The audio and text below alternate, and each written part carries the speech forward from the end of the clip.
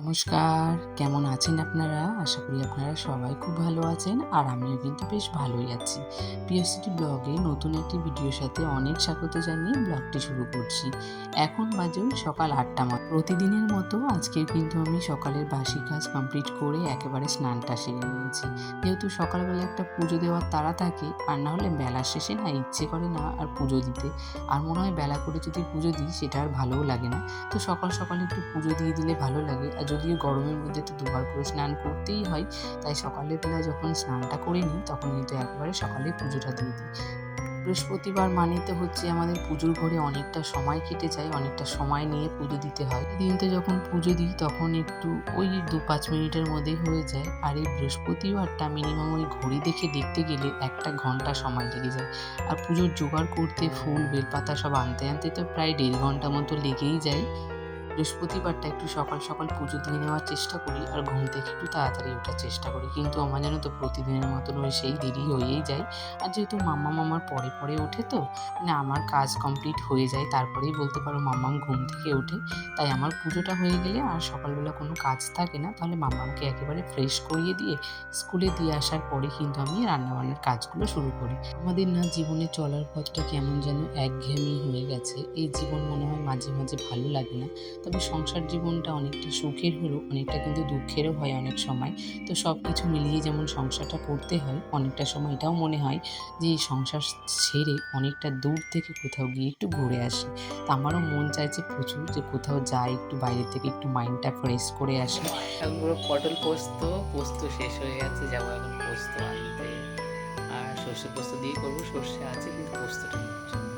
আমরা সবসময় যা চাই তা কিন্তু সবসময় আমরা পাই না, আবার যেটা আমরা চাই না সেটা কিন্তু আমরা খুব সহজেই পেয়ে যাই।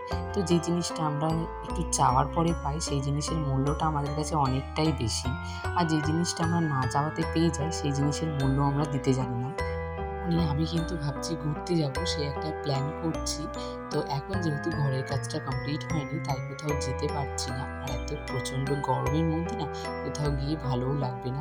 তাই একটু বেড়াতে যাওয়ারটাকে একটু নিজের মনটাকে বুঝিয়ে না একটু দূরে করে দিলাম। যেহেতু এই গরমটা শেষ হয়ে যায়, যখন শীত পড়বে তখন ভেবেছি কোথাও যাব।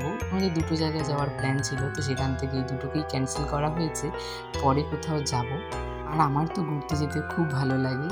মানে বাড়িতেও ২ দিন যদি হয়ে যায় কিংবা ১ সপ্তাহ যদি বেশি হয়ে যায় না, আমার মনে হয় একটু আমি নবদ্বীপ থেকে ঘুরে আসি, কিছু একটু বাইরে থেকে খেয়ে আসি। আমার কিন্তু সবসময় এটাই মনে হয়। জানি না, জীবনটা তো মাত্র কয়েকটা দিনের। আমরা কে কখন কোথায় থাকবো সেটা তো আমরা বলতেই পারবো না, তাই না?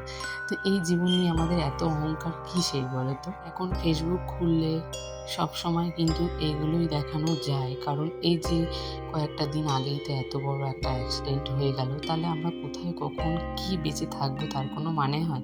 তাতেও আমাদের মনের মধ্যে এত হিংসে। যে যার মতো করে চলতে ভালোবাসে, আমি আমার মতো করে থাকতে ভালোবাসি, চলতে ভালোবাসি। আমি কারো কথায় কান দিই না। আমি নিজে যেটা আমার মন চায় আমি কিন্তু সবসময় সেটাই করি। আর আমার যেটা ভালো লাগে আমি সবসময় সেটাই করি। মামামের জন্য এখানে একটু আমি এই যে লেবু জুস করে নিচ্ছি। মাম্মামকে একটু টিউশনে দিয়ে আসবো। তো তার আগে একটু ভাত খাইয়ে দিয়েছি। ভাত খাইয়ে কিছুটা সময় রেস্ট নিয়ে ওকে স্নান করিয়ে তারপরে এই জুসটা করে এখন খাইয়ে দেবো। তারপর সংসারের সমস্ত কাজ আমি একা হাতে করতে পারি কেন জানো তো? মাম্মামকে ধরার মতন কেউ নেই। সেখানে মাম্মামকে নিয়েও যে আমি কীভাবে কাজগুলো করি, কারণ আমার হাজব্যান্ড আমাকে ভীষণভাবে সাপোর্ট করে, সব কাজও আমাকে হেল্প করে। তাই কিন্তু আমি সবসময় কাজগুলো এত তাড়াতাড়ি গুছিয়ে নিতে পারি আর খুব সহজেই শেষ করে নিতে পারি। সকালবেলা আমি প্রত্যেকদিন অনেকটা দেরি করে উঠি, তবুও আমাকে কোনোদিনও কিছুই বলে না যে আমি কেন দেরি করে ঘুম থেকে উঠি। বরঞ্চ আমি ঘুম থেকে দেরি করে ওঠার পরে ও আমার সঙ্গে প্রত্যেকটা কাজে হেল্প করে তাড়াতাড়ি কাজগুলো করে দেয়। যেমন রান্নাবান্না যদি আমি করি তাহলে ও কাটাকুটি করে দেয়, আর আমি যদি কাটাকুটি করি তাহলে ও রান্না করে দেয়। যেহেতু সকালবেলা ও তাড়াতাড়ি উঠে যায়, আরও আগে উঠতো কিন্তু এখন একটু অলস হয়ে গেছে, তাই কিন্তু ও একটু দেরি করে ওঠে। আর আমি তো সব দিনই অলস, আমার তো সকালবেলা ঘুমই ভাঙতে চায় না। তো ও আমাকে প্রত্যেক দিনই ঘুম থেকে তুলে দেয়। তারপর ঘুম থেকে ওঠার পরেই দুজনে একসাথে কাজগুলো করে নিই। একটা সুন্দর সংসার গড়ে তোলার জন্য যেমন স্ত্রীকেও খাটতে হয়, তার সাথে সাথে কিন্তু তার স্বামীকেও খাটতে হয়। তাহলে কিন্তু একটা সুন্দর সংসার গড়ে ওঠে। আর তার সঙ্গে তো দুজনের পরিশ্রম দিয়ে আরও সুন্দর হয়ে যায় সব কিছু। উনি সেই স্বামীটা ভাবে যে আমার বউয়ের সব দায়িত্ব কাজগুলো করতে হবে, তখন কিন্তু সেই সংসার কোনোদিনই সুখ আসে না। আর এদিক দিয়ে আমার হাজব্যান্ড আমাকে খুব ভালো বোঝে, তাই হয়তো এত ভালোভাবে দিনগুলো কাটাতে পারলো। আজকের মতো আসি তবে।